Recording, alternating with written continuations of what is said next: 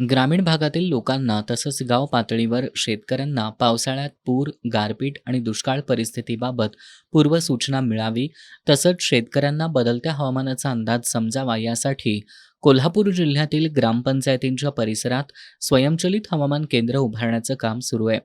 पेरणी, खतांची मात्रा आणि सिंचनाबाबत योग्य नियोजन शेतकऱ्यांना करता यावं, तसंच परिसरातील हवामानाच्या स्थितीनुसार पिकांवर येणाऱ्या रोगांचा अंदाज बांधता यावा, यासाठी 2015 पासून राज्य महसूल मंडळाअंतर्गत महावेध प्रकल्पाच्या माध्यमातून कोल्हापूर जिल्ह्यात 81 ठिकाणी स्वयंचलित हवामान केंद्र उभारण्यात आली आहेत.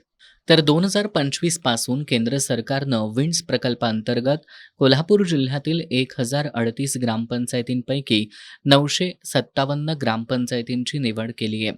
यामध्ये 901 ग्रामपंचायतीमध्ये या प्रकल्पासाठी शासकीय जागांची निवड प्रक्रिया पूर्ण झाली आहे. तर उर्वरित 56 ग्रामपंचायतींमध्ये भाडेतत्वावर हवामान केंद्र उभारण्याचं काम सुरू आहे, अशी माहिती कृषी विभागाचे तंत्र अधिकारी बुकेश गोडके यांनी एस न्यूजशी बोलताना दिली आहे.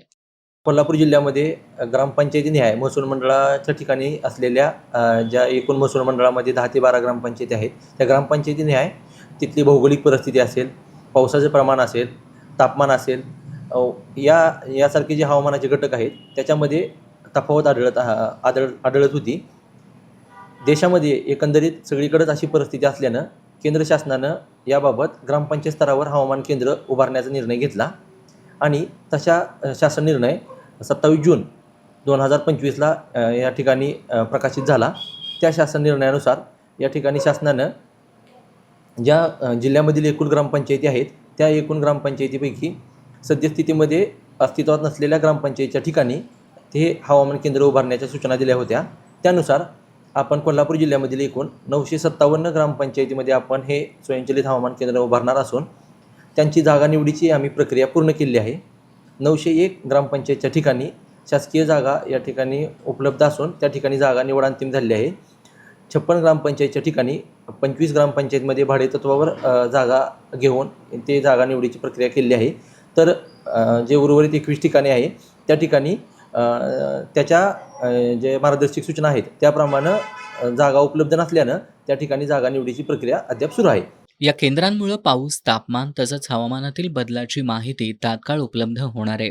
त्याचा शेतकऱ्यांना पीक नियोजन, हवामान आधारित निर्णय आणि नैसर्गिक आपत्तीच्या पूर्वतयारीसाठी फायदा होणार आहे. कोल्हापूर जिल्ह्यामध्ये प्रत्येक ग्रामपंचायतीमध्ये पडणारा पाऊस, तेथील तापमान, आर्द्रता यासारखे शेतकऱ्यांसाठी महत्त्वपूर्ण असणारे घटक आपल्याला समजतील आणि त्यामुळं जे काही हवामानात बदल झाल्यामुळं गावोगाव किंवा तालुक्यातील महसूल मंडळातील ग्रामपंचायतीमध्ये हवामानाच्या घटकामध्ये जे काही व्हेरिएशन होतं ते व्हेरिएशन आपल्याला अचूक मोजता येणार आहे. त्यामुळं शेतकऱ्यांना त्याची पीक पद्धती असेल, त्या पीक पद्धतीमध्ये त्या पिकासाठी करावी लागणारी त्याची जे काही फवारणी असेल, त्याच पद्धतीनं त्याला जे काही अवलंबायच्या बाबी आहेत त्या बाबींसाठी त्याची मदत होणार आहे. करवीर तालुक्यात 11, पन्हाळ्यात 10, राधानगरीमध्ये 8, आजरा इथं 6, शिरोळमध्ये 4, चंदगड आणि शाहूवाडीत प्रत्येकी 5, कागल आणि गडहिंग्लज तालुक्यामध्ये प्रत्येकी 3, कागल आणि गडहिंग्लज तालुक्यामध्ये प्रत्येकी 3 गावांमध्ये या प्रकल्पांसाठी जागा मिळण्यास अडचणी निर्माण झाल्यात. गाव पातळीवर हवामानाची अचूक माहिती उपलब्ध करून शेती आणि आपत्ती व्यवस्थापन अधिक प्रभावी करण्याच्या दृष्टीनं हा उपक्रम महत्त्वाचा ठरणार आहे.